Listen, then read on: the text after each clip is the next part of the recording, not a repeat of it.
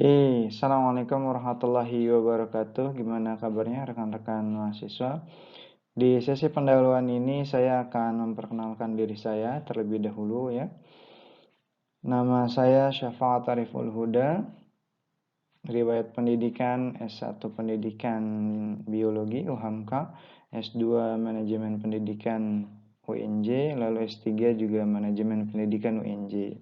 Baik, di mata kuliah PKP ini ya, kita belajar terkait dengan penelitian ya. Nanti ada penelitian dengan desain PTK gitu ya. Jadi nanti di PKP ini kita akan mengaplikasikan mata kuliah yang sudah kita pelajari di sebelumnya, yaitu di PKM, pemantapan kemampuan mengajar.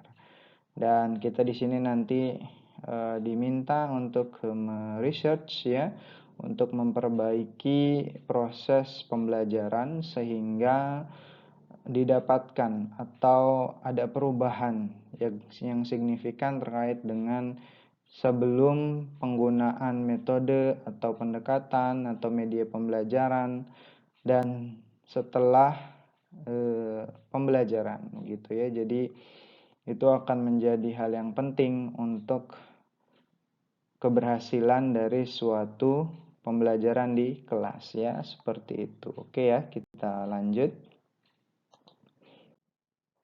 Nah, kalau kita melihat di slide ini ya, model pembelajaran bersiklus. Jadi nanti kita desain untuk pembelajarannya itu bersiklus ya. Dan ini sedikit gambaran besarnya ya dari proses perkuliahan kita. Jadi ini kayak semacam guidelines gitu ya, komprehensif secara sederhana yang nanti kita akan bahas di perkuliahan ya, lewat daring begitu. Dan nanti juga di setiap sesi juga banyak tugas-tugas ya yang harus dikerjakan, harus diselesaikan oleh kalian semua. Nah, jadi nanti desainnya ada mulai dari perencanaan, pelaksanaan, pengamatan, dan refleksi. Nah, jadi di perencanaan ini terkait dengan prosesnya ya, kita akan membuat atau mendesain pembelajaran ya, baik dari nanti mungkin ada media, ada strategi ya, ada model ya, ada pendekatan ya, itu digunakan untuk melakukan research penelitian tindakan kelas. Lalu setelah melakukan perencanaan tentu ada pelaksanaan, dan pelaksanaannya itu kita akan juga melihat ya secara komprehensif bagaimana proses pelaksanaan dari desain pembelajaran yang sudah kita buat. Lalu nanti ada pengamatan, jadi setelah pelaksanaan lalu kita mengamati proses atau prosedur dari pelaksanaan apa yang sudah kita buat di RPP gitu ya. Sehingga nanti kita akan melihat dengan baik apakah proses pelaksanaan pembelajaran di kelas kita sudah sesuai dengan RPP atau tidak ya. Lalu selanjutnya ada refleksi. Nah, ini refleksi ini menjadi hal yang penting karena nanti di situ ada reaksi atau kesan pembelajaran, selanjutnya ada alasan penggunaan metode baru atau usul atau pendapat tentang metode. Jadi di sini nanti akan lebih komprehensif ya. Baik itu secara sederhana nanti di perkuliahan kita seperti ini gitu ya pembahasannya, dan nanti kita juga akan diskusi baik nanti di media online ya, di Teams atau nanti di e-learning. Baik ya, seperti itu secara sederhana saya akhiri. Assalamualaikum warahmatullahi wabarakatuh.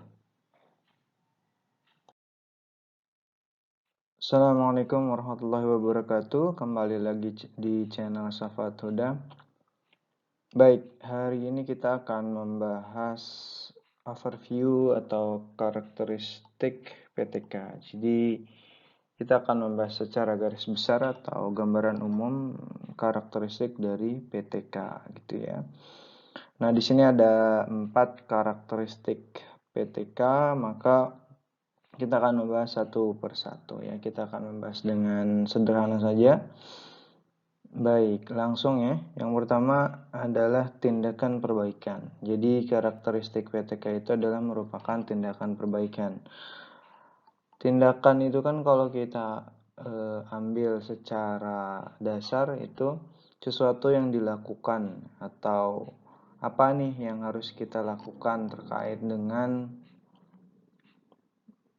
kelas atau secara sederhana pembelajaran di dalam kelas. Jadi PTK itu merupakan eh, sesuatu yang dilakukan ya untuk memperbaiki kondisi di kelas ya. Jadi entah itu nanti ada apa namanya proses pembelajarannya, jadi lalu nanti ada di mengatur dengan peserta didiknya atau media pembelajarannya atau lagi strateginya atau lagi pendekatannya.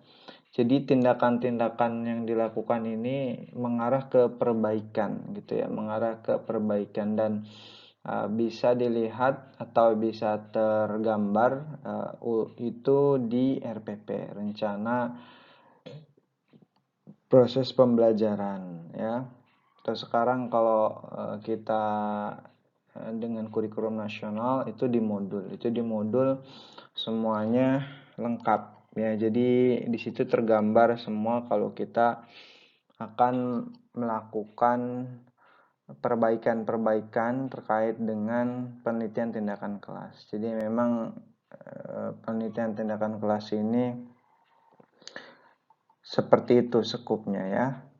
Nah, yang kedua itu dilakukan oleh guru di kelas sendiri. Jadi memang PTK ini agak sedikit berbeda dengan research-research yang lainnya.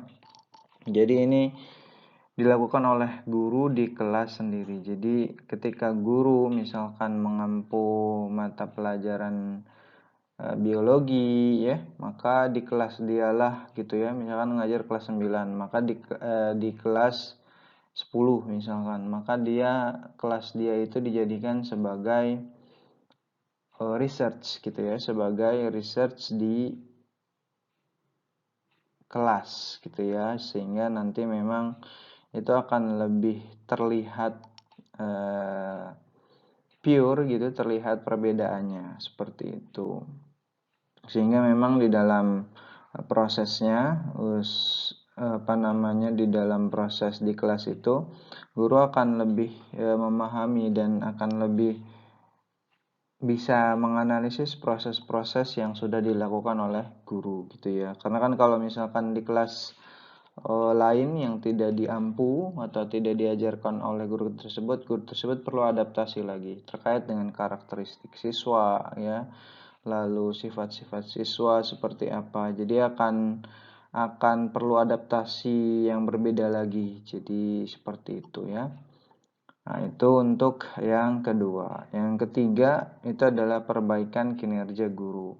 Nah, di dalam karakteristik PTK ada juga perbaikan kinerja guru. Kinerja itu apa sih? Kinerja itu kan kalau kita mengambil dasarnya adalah kemampuan kerja. Jadi perbaikan kemampuan kerja guru. Kemampuan kerja guru ini skopnya ya terkait dengan peralatannya, tentang peralatan media pembelajaran gitu ya, sarana pembelajaran gitu.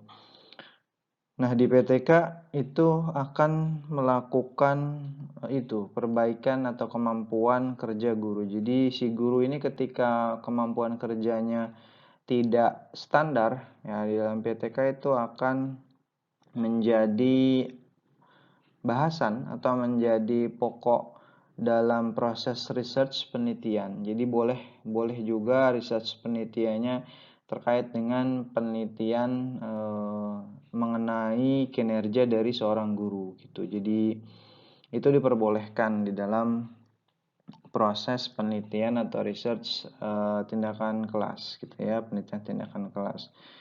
Jadi bagaimana guru menguasai proses transfer knowledge-nya gitu ya, transfer keilmuannya gitu. Itu juga menjadi hal yang harus diketahui atau untuk research gitu, karena memang kemampuan guru kan masing-masing berbeda, apalagi di era 4.0 to 5.0, di mana kemampuan seorang guru itu menjadi sangat penting di dalam rangka untuk memfasilitasi seorang siswa dalam proses memahami dan mengaplikasikan keilmuan yang sudah diberikan. Jadi bukan hanya transfer knowledge saja terkait dengan kemampuan kinerja guru ini, gitu ya. Seperti itu. Jadi ini menjadi hal yang sangat amat penting gitu. Maka kita sebagai guru harusnya terus mengupgrade kemampuan kita, terus mengupgrade kemampuan profesionalitas kita, ya, kemampuan kepribadian kita, itu harus terus di-upgrade, sehingga nanti di dalam proses PTK itu akan lebih mudah menemukan masalah gitu. Dan ketika kita menemukan masalah itu mudah, maka endingnya adalah identifikasi masalahnya akan mudah. Ketika ada identifikasi masalah itu sudah kita temukan dengan mudah, maka kita akan mudah merumuskan masalah. Ketika akan mudah merumuskan masalah, maka kita akan mendapatkan judul yang mudah juga gitu ya. Prosesnya mudah di dalam rangka menetapkan judul PTK ini. Nah, ketika menetapkan judul ini mudah, maka otomatis itu sudah membantu proses penyelesaian penelitian PTK. Jadi semuanya serba simultan ya, tidak terpisah-pisah. Jadi dari rangkaian satu sampai rangkaian berikutnya di dalam PTK itu menjadi hal yang penting sekali untuk kita ketahui, begitu ya. Nah, selanjutnya adalah peningkatan kualitas pembelajaran ya. Yang keempat, peningkatan kualitas pembelajaran. Nah, di peningkatan kualitas pembelajaran, tentu di pembelajaran ini kalau secara sederhana kan proses atau cara. Nah, proses atau cara ini kan kalau kita melihat di kelas gitu ya. Kalau kita melihat atau memantau dari rencana pembelajaran atau modul, itu kan semuanya ada di situ ya, proses caranya. Nah, apakah proses-proses atau cara-cara yang ada di dalam kelas itu sudah dilakukan semua atau tidak? Apakah masih ada yang belum maksimal gitu ya, sehingga kualitas dari proses pembelajaran atau sudah baikkah atau belum baikkah atau masih kurangkah? Nah, itu kan kita akan melihat. Maka di PTK itu juga menjadi sebuah karakteristik atau boleh dikatakan sebagai gambaran atau pokok bahasan yang bisa dijadikan sebagai research penelitian gitu. Jadi kita bisa melihat atau bisa meneliti terkait dengan kualitas pembelajarannya gitu. Jadi mulai dari perencanaan ya, lalu nanti pelaksanaan, lalu nanti ada analisis, lalu nanti ada refleksi. Nah, itu bisa dilihat dari awal sampai akhir bagaimana proses-proses dari proses-proses dari pembelajaran itu menjadi dilakukan dengan baik atau tidak, sehingga nanti defeknya itu akan terlihat. Nah, sehingga itu menjadi bahan evaluasi dan itu diperbaiki gitu ya. Karena memang di PTK kan kalau secara sederhana itu aturannya minimal 2 siklus. Jadi kalau proses pembelajaran misal kita lakukan dalam satu siklus ya, menggunakan rencana pembelajaran itu 1 kali siklus sudah baik atau ada perubahan. Nah, itu belum dikatakan PTK, karena PTK itu secara sederhana itu adalah by proses. Jadi harus benar-benar ada prosesnya, bukan dari sekedar dari hasil saja. Jadi ketika siklus pertama selesai, mulai dari tadi perencanaan, pelaksanaan, analisis data, lalu refleksi, itu selesai, hasilnya baik, selesai. Tidak gitu ya. Bahkan selama proses misalkan di siklus 2 itu belum sudah baik, tapi kita sebagai peneliti merasa perlu untuk agar lebih valid lagi, ya boleh lakukan siklus 3 gitu, boleh lakukan siklus keempat, sehingga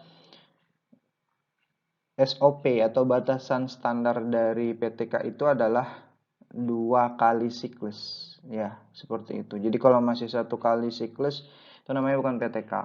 Itu ya. Itu menyalahi SOP atau standar operasional prosedur dari penelitian tindakan kelas. Gitu ya. Itu ya, baik, secara sederhana itu yang bisa saya jelaskan terkait dengan overview atau gambaran umum dari karakteristik PTK. Oke ya. See you next time and Assalamualaikum warahmatullahi wabarakatuh.